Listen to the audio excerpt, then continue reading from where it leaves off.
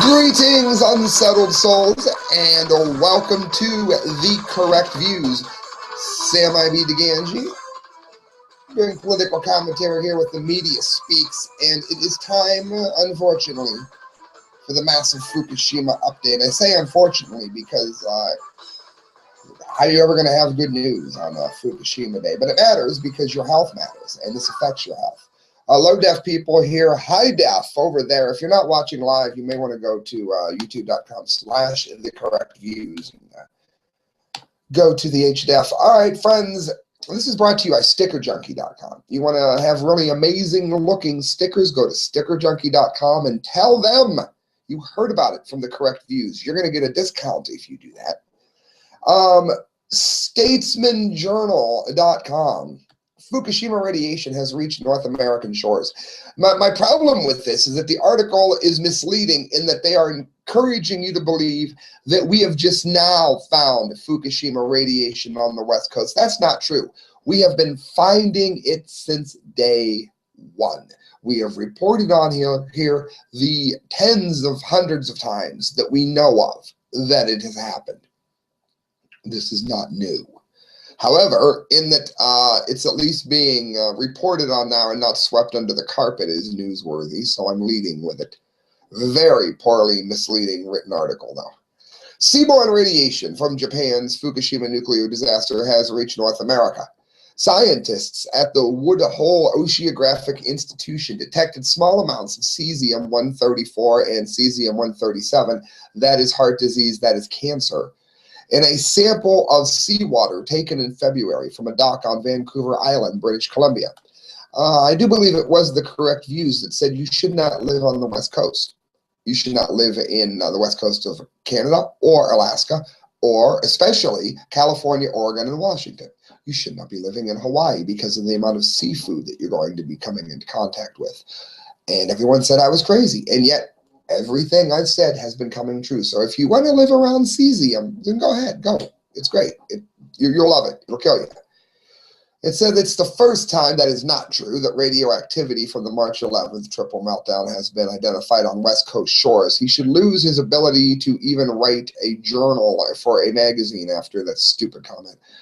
Woods Hole chemical oceanographer Ken Vuesler emphasized that radiation is at very low levels that aren't expected to harm human health or the environment. No, they always say this.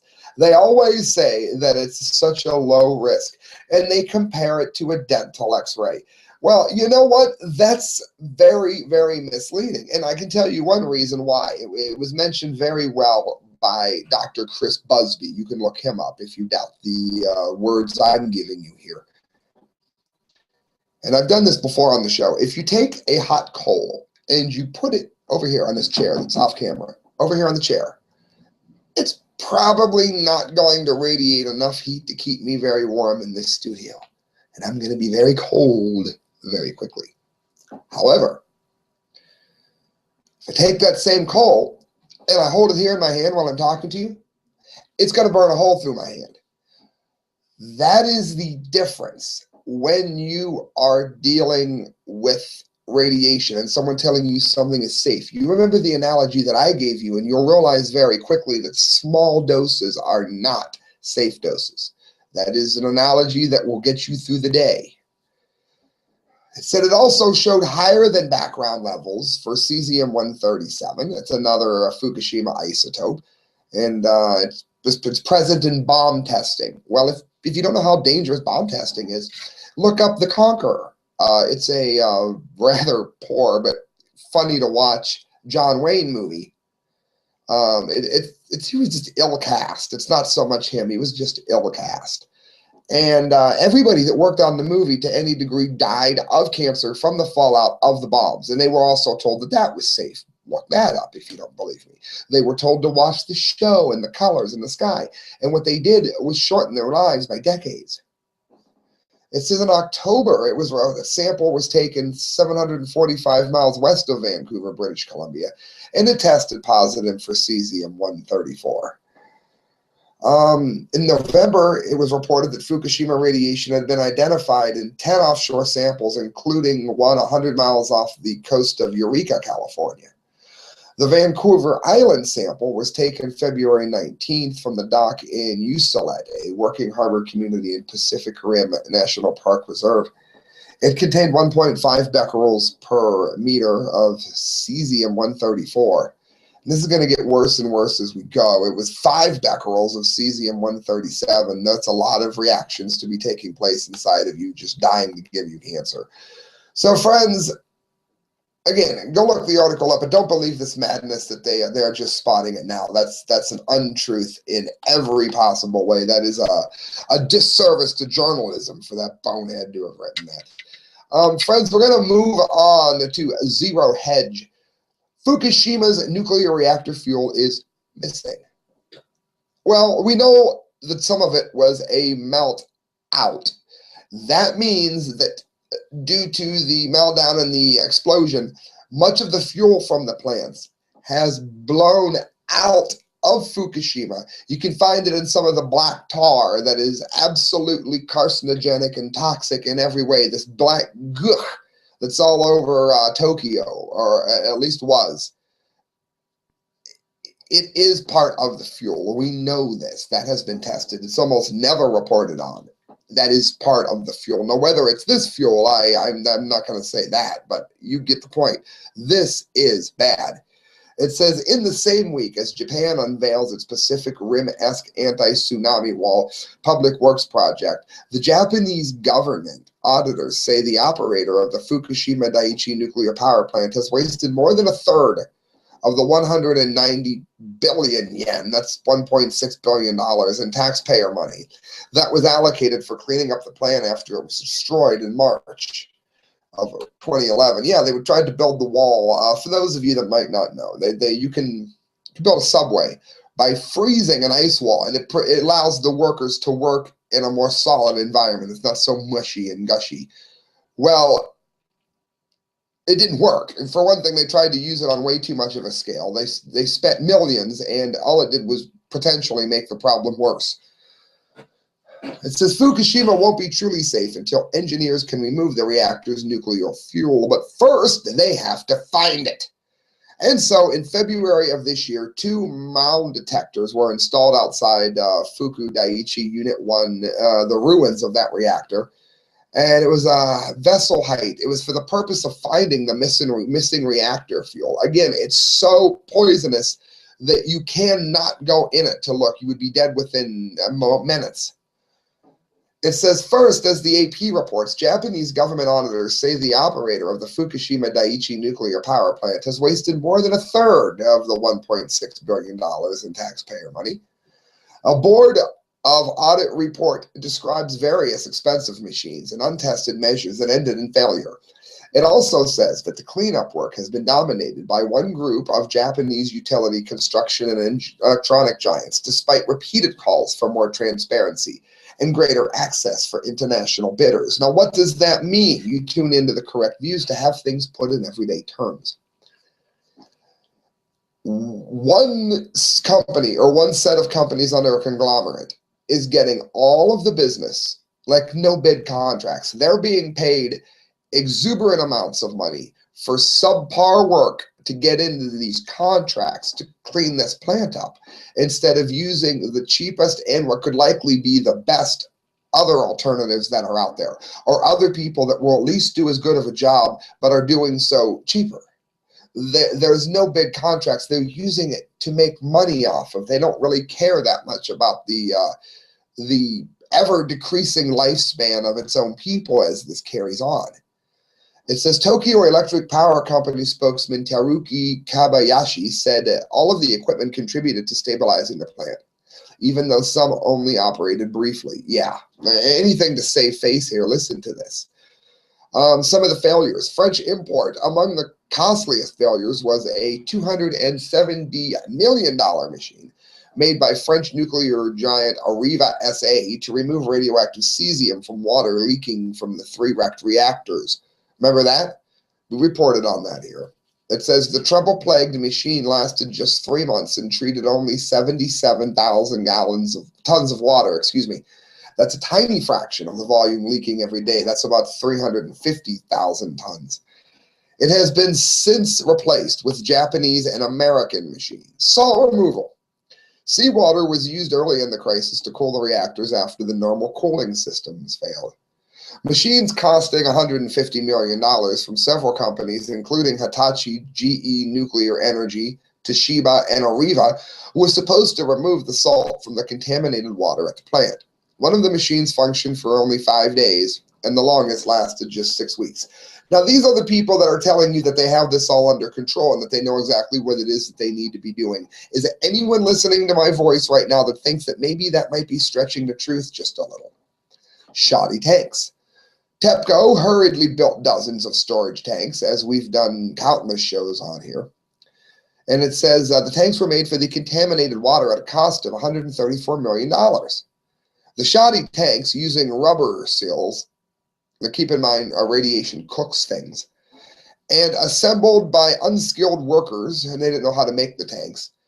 So that they wasted, they buy expensive machines that don't work, but then they hire workers that don't know what they're doing to do work. It says they began leaking and some water seeped into the ground and then into the ocean. The tanks are now being replaced with more durable welded ones. What a novel idea.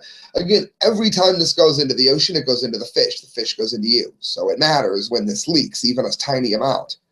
It says giant underground pools, a total of $18 million was spent on 7 huge underground pools built by Megacorp to store contaminated water. They leaked within weeks, and the water had to be transferred into steel tanks, and we just told you how that went. The unfrozen trench. $840,000. It was a project to contain highly contaminated water in the maintenance tunnel. By freezing, it failed because the water never completely froze. TEPCO's subsidiary Tokyo Power Company then threw in chunks of ice, but eventually had to pour cement in and seal the trench, an $840,000 loss. It says it's even more distressing that, as Science Journal reports, Japan's Fukushima Daiichi nuclear power station, destroyed 4 years ago in explosions and meltdowns triggered by an earthquake and a tsunami, won't be truly safe until they can get to the fuel, which they don't know where it is. The image, there's an image on this. It shows that the fuel is not in the vessel that looks like it's supposed to be in. It says in February of this year, 2 mound detectors from the High Energy Accelerator Research Organization in Tsukuba, Japan, were installed outside of Fuku, Unit 1 ruins, and now the plan is to go ahead and insert a new shape-changing robot in April to see if there is enough left of the control rod rail to get that robot onto the containment catwalk, where it could be able to circle inside the containment itself to collect more data about the location of the corium, which is melted toxic fuel. Again, the robot will never be able to be brought back out, and he'll probably suffer the effects of the radiation. I said he like it was a person. I sound like Kurzweil. The robot will never be able to come back out again. It will probably have its insides utterly juiced by the level of toxicity here, even if it does find the corium. It says hopefully it's still in the containment drywall, not having melted through the base pad in the lower level basement of the ground below. If it has, friends, it hits it, and we believe it's hit the water table, that would be a level of poison beyond all recognition. They would be off the charts. And there's a chance that this may have already happened, and they're either not knowing about it or they're hiding it. It says if it exited the drywall, it may have melted through the downcomer vents and into the torus in the first level basement. And some may have found its way into drains and drain pipes, as the flows at Chernobyl did, of course, known as elephant's foot.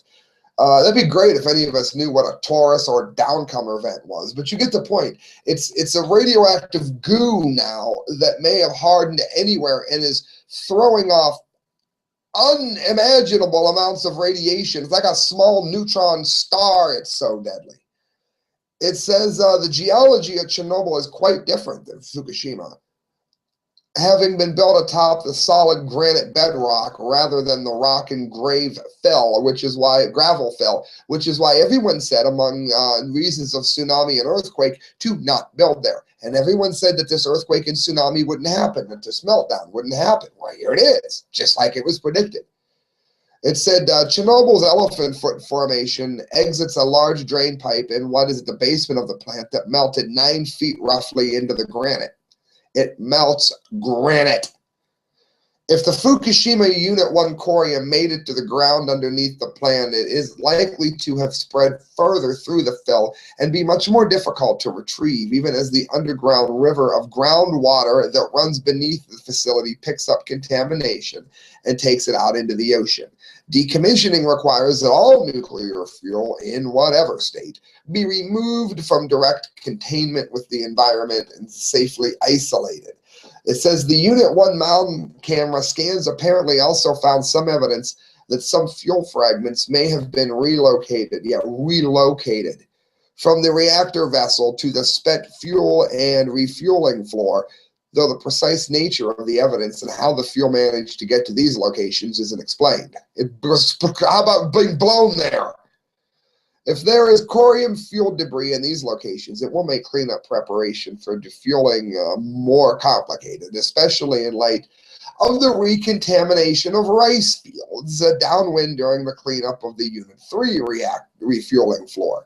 Again, the food in Japan, no matter what it is likely toxic, and if you eat it, you're a nutcase. You are so stupid, I don't know how you found my show. It says now that the glorified tent over Unit 1 has been removed, cleanup of that mess is scheduled to start sometime in the next week. Again, they had a mesh tent over it, which we all know, mesh tents keep radiation from spreading, but they don't. And you got the Olympics coming. It says they're going to have the individual 3.5-legged sprint, and that's about it, friends. On naturalnews.com, Fukushima, the world's radiation nightmare. It says, obviously, Japan and the world's radiation nightmare will not go away in our lifetimes, nor our children's, nor grandchildren's. The half-life of uranium and plutonium is millions of years, by the way. It says the Fukushima nuclear power plant is hemorrhaging radioactive toxic waste into the ocean. And though we are told not to panic, nor even to be casually concerned, the situation is dangerous and critical to the future life on Earth. This is a lot of this is quoted from Dr. Circus, SIRCUS. Ever since March 11th of 2011, the damaged plant has been leaking tremendous amounts of radiation. Now TEPCO, which is GE, who you should pull all of your money out if they are in a mutual fund or a stock that you have. That's the operator of the damaged facilities, who did not bring good things to life, says that they have recorded spikes between 50 to 70 times above the average readings in the gutters that pour water into the nearby bay. 50 to 70 times the average radiation going right into the food that you're going to eat if you have any imports from Japan at all. The Nuclear Regulation Authority said February 22nd of 2015 that an alarm went off at the Fukushima 1 nuclear plant, signaling high radioactivity levels in drainage ditches. According to the NRA and plant operator TEPCO, the first alarm sounded around 10 a.m. and another 10 minutes later indicated much higher levels. Now, a becquerel, as we all know, is one tiny nuclear explosion that happens inside the body per second. Every single one of those can hit another cell, and if it morphs the cell, it can turn to cancer, likely will turn to cancer, and then your life as you know it is forever over. So now we know what a becquerel is. Let's continue. The levels of beta ray emitting substances such as strontium-90, that is red. How about read that as bone cancer? Measured 5,050 to 7,230 becquerels per 1 liter of water between 10:20 a.m. and 10:50 a.m. TEPCO requires radioactivity levels of groundwater at the plant discharged into the sea to remain below 5 becquerels. However, it was revealed that TEPCO knew about the problem all the way back in May of last year and did not report it. So they have allowed massive amounts of strontium-90, one of the most toxic substances in the known universe, to be measured at levels that are toxic to everything, and hit it. Hit it. No one's doing jail time. No one's getting the electric chair, which they should, because this is murder. This is murder. If I poison you with strontium-90 and hide it from you, I have murdered you. For those of you wondering, you can take calcium so that your body is full of calcium, and it will be less likely to draw levels of strontium in because strontium mimics calcium. Look up more on Chris Busby calcium strontium for this, but it's not a cure-all. It's simply the best you can do. It says an official at the plant apologized, saying that the trust of the people in Fukushima is the most important thing. What trust? What bonehead would ever trust them? And that we've been working with that in mind, but unfortunately we have damaged that trust this time, according to the Digital Journal. The situation in Fukushima is obviously much worse than authorities are leading us to believe. So they admitted they lied. No, that's all right. You just, poisoned millions. It's fine. Don't worry about it. Newsweek reported on the continuing disaster, saying the fallout from the Fukushima disaster is far from over.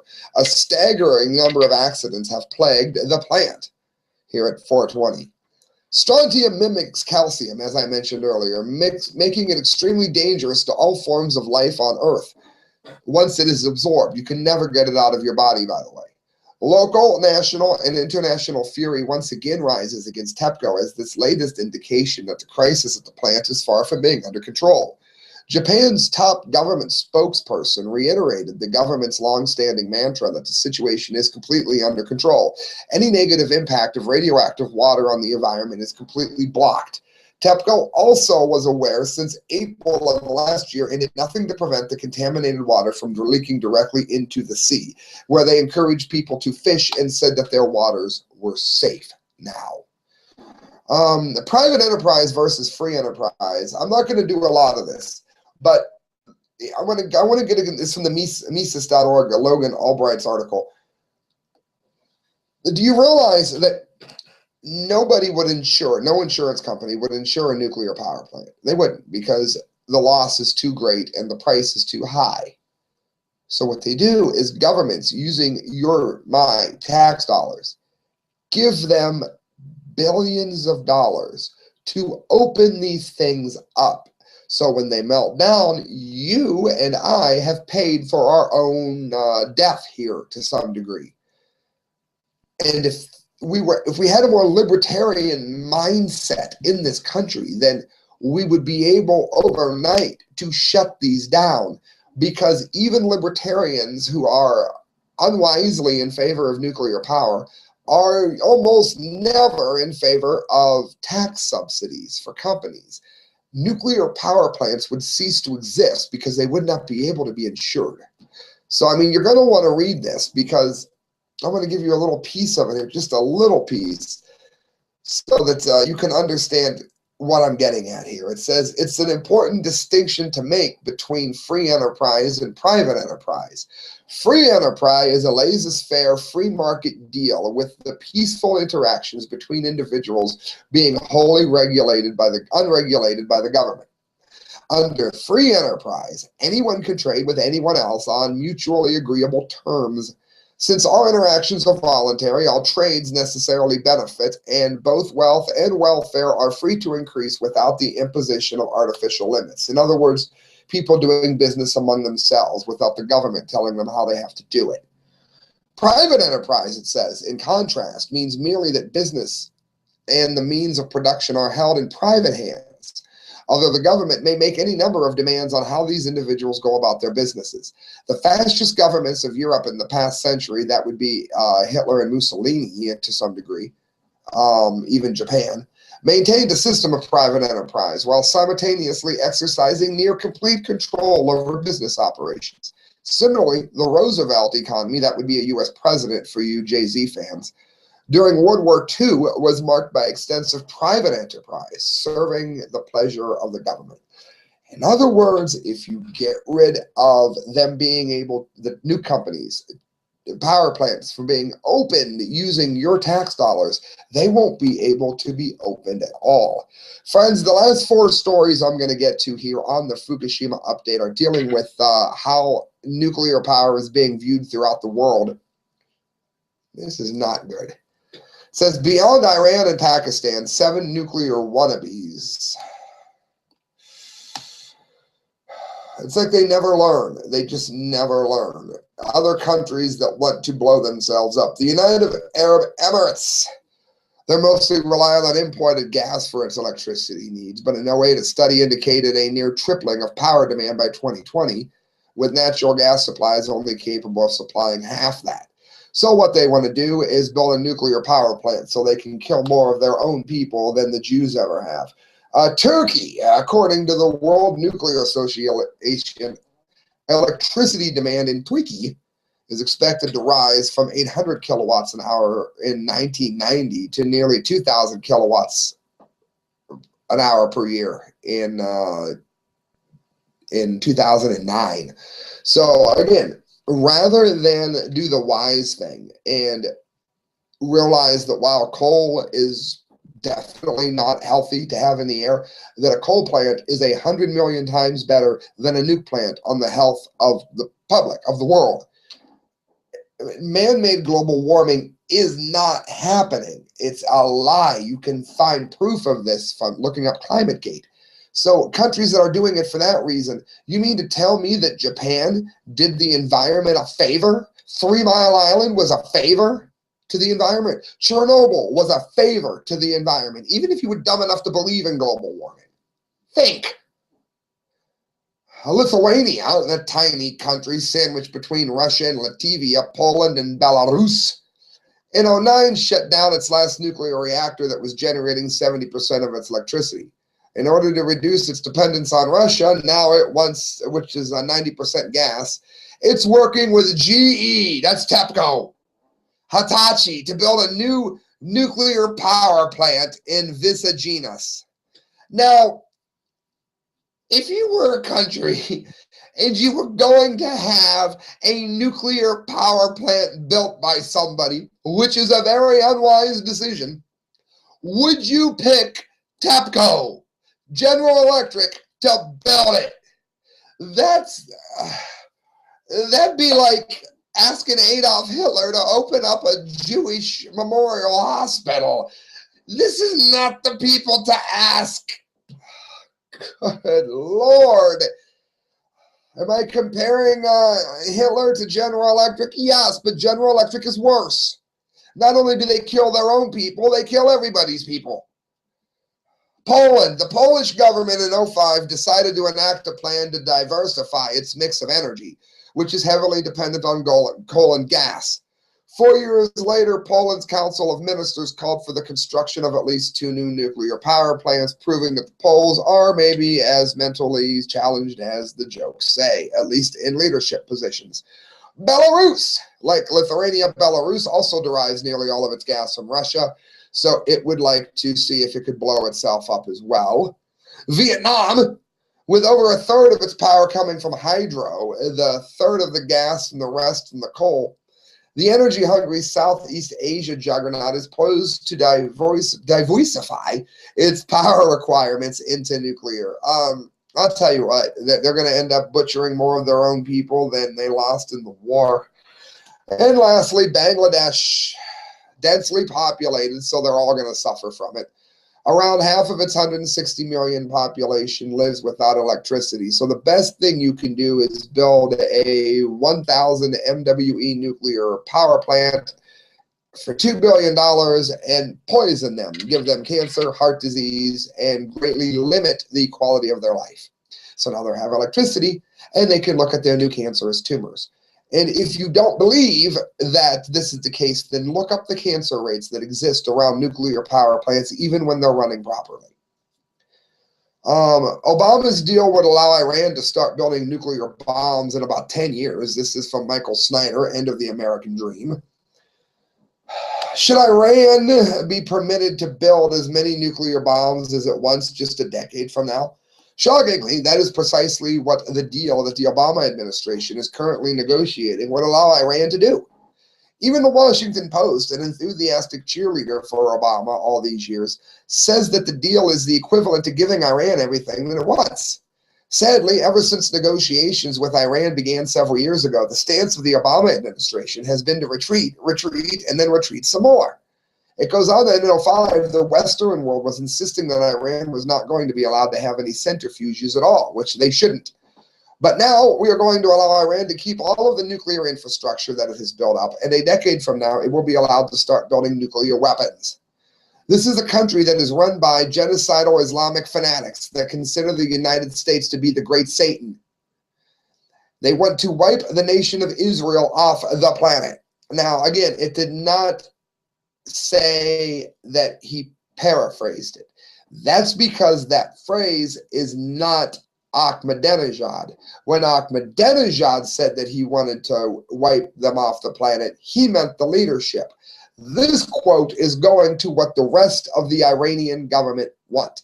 And even if you're on the side of these madmen, and I have no idea why you would be, they are sitting on an earthquake zone. You could take every non-Islamist fundamentalist in the world and erase them. You could let Iran live there and have no enemies to fight, and they would still melt the plant down because the plant is going to experience a massive earthquake like Japan did. So there is no way that this should be allowed to be built, even if they're not trying to build bombs. Just to be clear, even if you are one of these lunatics that think that Iran is somehow going to be responsible with a nuclear weapon, you're the kind of person that would hand a child a hand grenade. Under no circumstances should Iran ever be allowed to build even a single nuclear weapon. If Obama goes through with this deal, he is betraying the U.S., the Israelis, and the entire Western world. I would say so.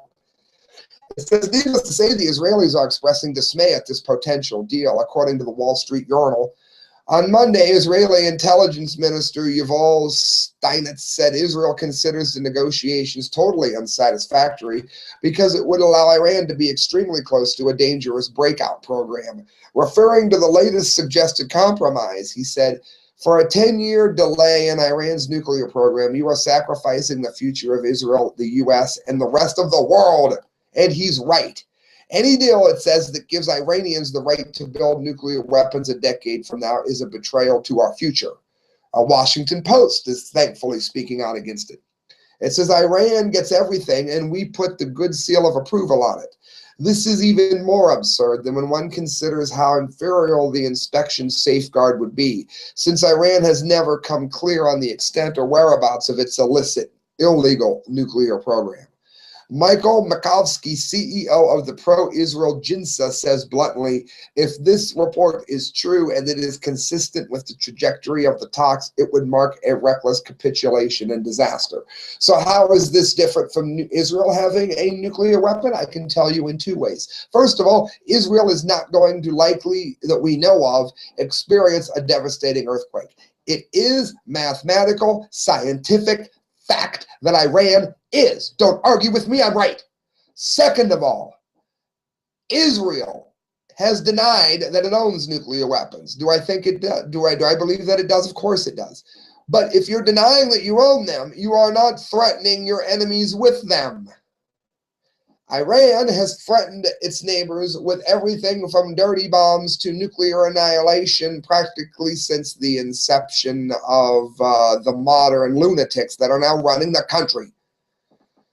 It says it would be inconceivable. We're not talking about the Obama administration.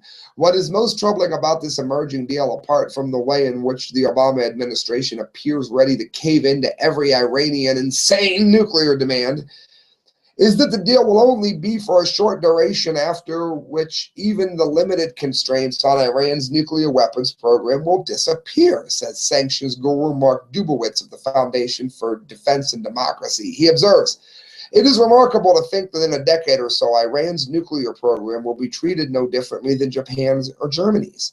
The passage of time alone will be sufficient to convert Iran from nuclear pariah to nuclear partner. And again, I don't think countries need to be having these things because the breakdown of them is still a problem. The maintenance of them becomes more and more cumbersome every decade. But you don't see Japan or Germany threatening their neighbors with their bombs. Or their plants, I should say. It is critical to remember that Iran has lied over and over and over again. Would the Iranians actually be willing to give international inspectors full access to all of their hidden nuclear facilities? That seems questionable at best. We'll get to that in a minute.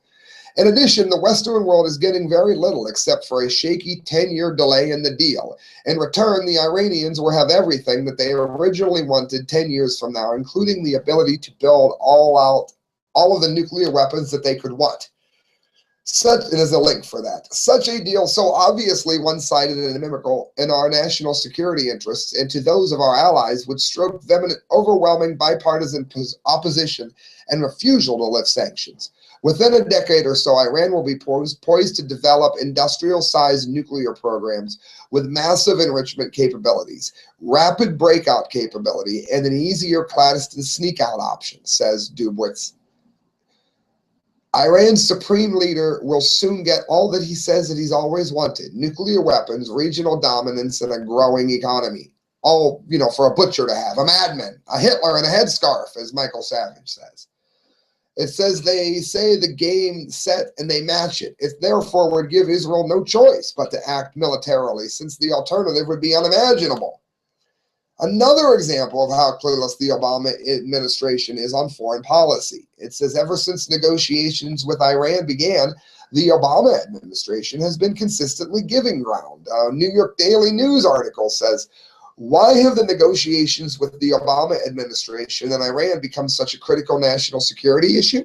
Look at the record of betrayals of trust that has been enabled Iran to operate 19,000 centrifuges and another 1,008 IR-2 millimeter machines that can produce bomb-grade fissionable material 5 times faster than other centrifuges. Oh, but they're trustworthy, Sam. In 2005, the West was saying to Iran, 0 centrifuges. Let me repeat, 0. Next, we were talking about 5,000.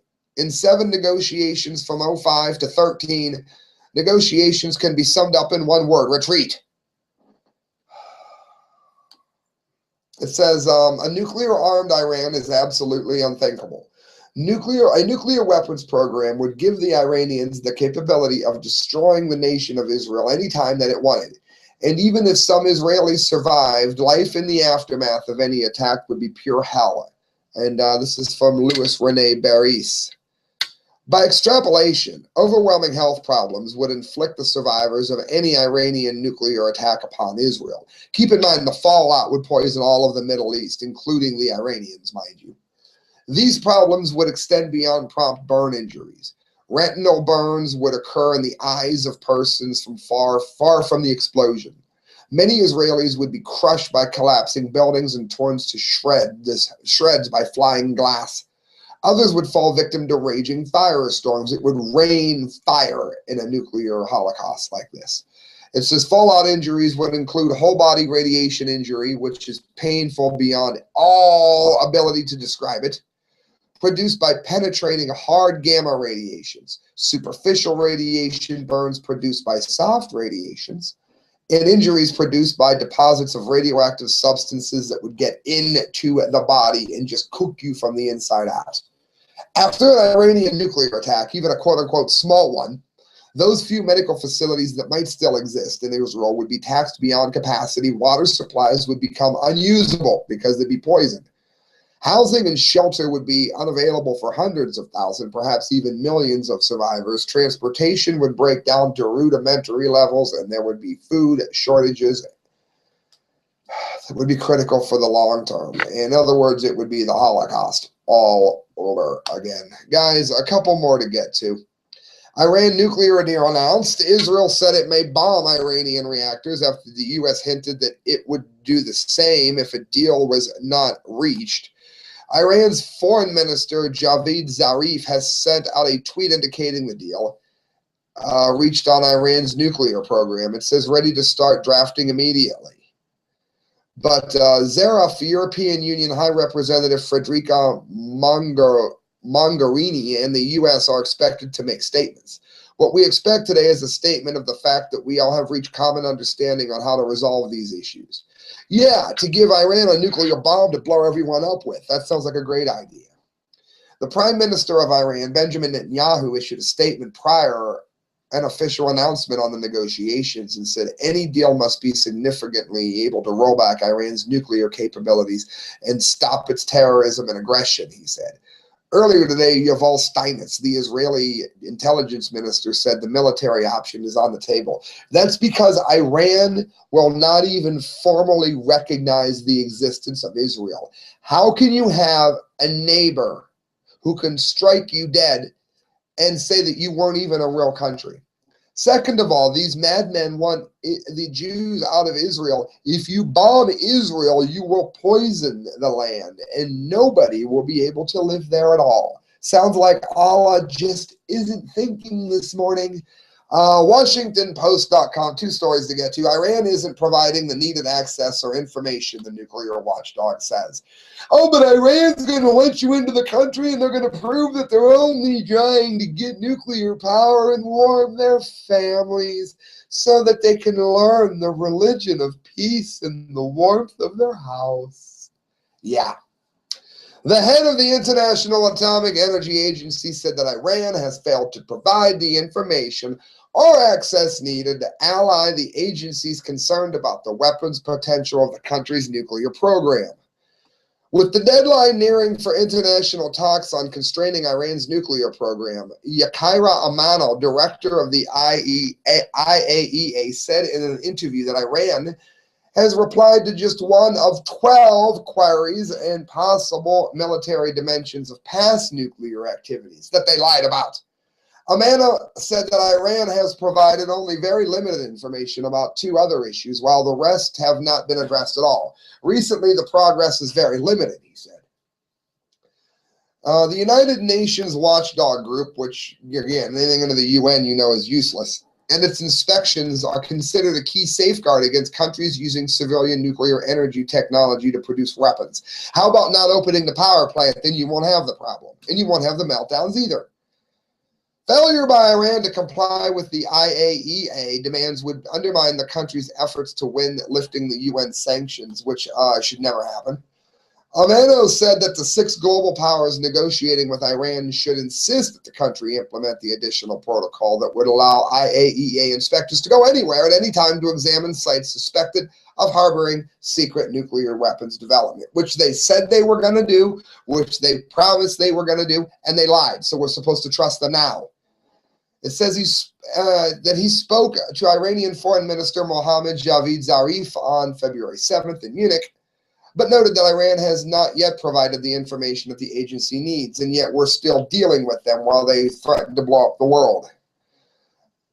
Amano met Tuesday with U.S. Secretary of State John Kerry. He's all but useless. He was scheduled to meet later with President Obama, also useless. The National Security Advisor, Susan E. Rice, mostly useless. That additional protocol, Amano said, will be very much needed. It will give us more powerful tools to look at the activities not declared to us. In other words, that they lied to us about. He said that in the past, the agency has had 2 to 4 inspections in Iran, but recently there has been as many as 10. Iran signed the protocol. They signed it. They agreed to it. They lied like they always do in December of 2003 and initially implemented it, but the country ended its compliance in 2006 because they lie, as all of these fascist Islamic countries do. Again, I said the fascist ones. Amano said that near the top of the list of unanswered questions about possible military dimensions of Iranian nuclear activities was Pachin military complex. He said that the IAEA has information that Iran conducted experiments in high explosive chambers there. But they want it for peace. They want it for peace. Yeah, pieces. They want to blow you to pieces. It's the religion of pieces. We would like to have access, and we would like to clarify, Amano said. We said Iran had twice given IAEA inspectors access to the base, but he added that Parachin is a huge area with many buildings. Now he said the IAEA thinks it has identified the right place to visit, but has the access been blocked? Yes.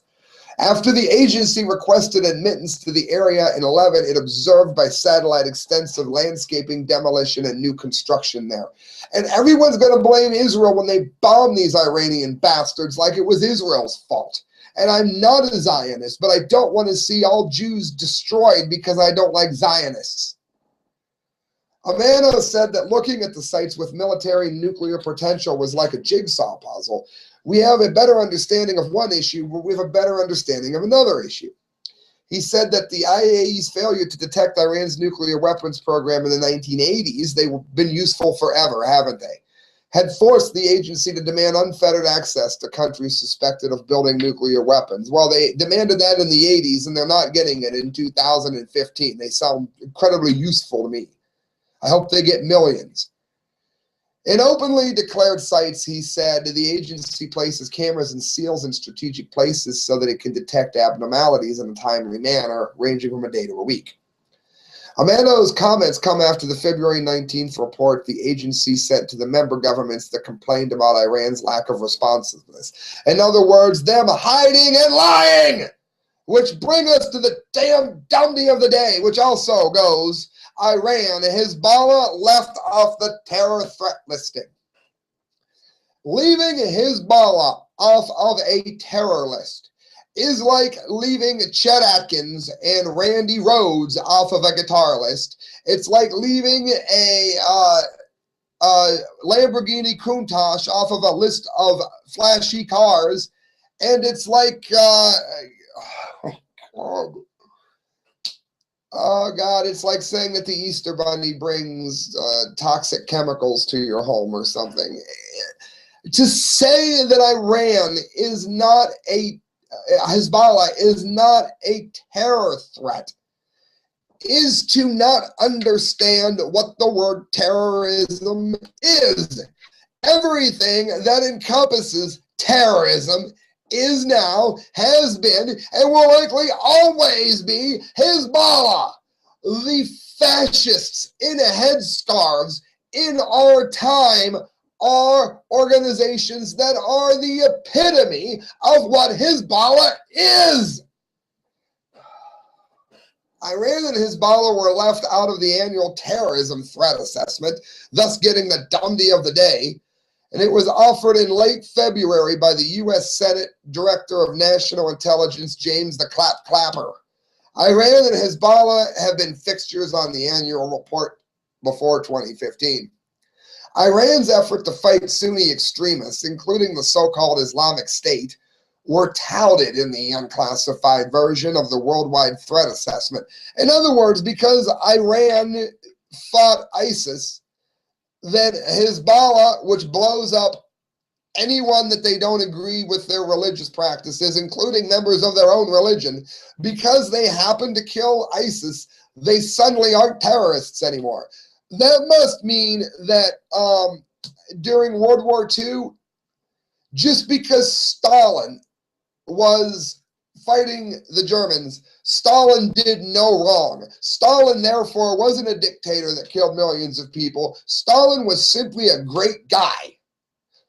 That is what they're saying here about Hezbollah. It doesn't make any sense at all. While the U.S.-led coalition has targeted the Islamic State in Iraq and Syria, the report noted Tehran's push to keep ISIS from gaining large swaths of additional territory in Iraq. Iran is allied with both Iraqi and Syrian governments, so with the U.S., they have a common foe in the Islamic State. Hezbollah was blowing up members of the ISIS country. Well, they weren't ISIS then, but they have been blowing up these people of this faction of religion since before there was a problem here. Hezbollah is no less terroristic because of it. They were blowing these people up all along. It's just that we want them to blow them up now. In the Middle East, Iran has intentions to dampen sectarianism, build responsive partners, and de-escalate tensions with Saudi Arabia. No, they have intentions, as we've covered, to build a nuclear bomb and threaten the safety of the world.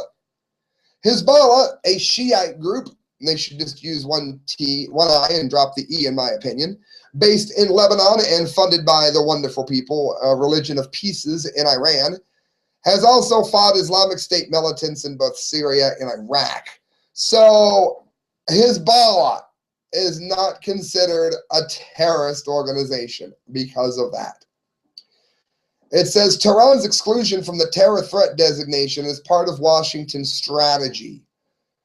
Yeah, part of that strategy is to allow them to likely bring upon a nuclear destruction such as the world has never known. Friends, that is your massive 49-minute-long Fukushima update. I should have done it in 2 days. That was a long one. Friends, thank you for listening. It's brought to you by Mike McLaughlin. He is one of the most amazing fiction writers extant today. He also does political rants and poetry. Look him up at facebook.com, Mike McLaughlin, MACLAUGHLIN. Also, you can donate to the show at thecorrectviews@hotmail.com. I don't bank. If I did bank, you wouldn't trust me. Why would you give it to me? The bank's just going to steal it out of my bank account. Christelle never listens. She's going to get her stolen. No, I'll tell you where you can donate at. Send me a money order, and again, I'll send you a receipt, whatever you need to prove that I got it. But I don't bank. So you'll have to donate at thecorrectviews@hotmail.com because I cherish your money that you give me too much to let the bastards steal it. Good night, friends, and above all else, God bless.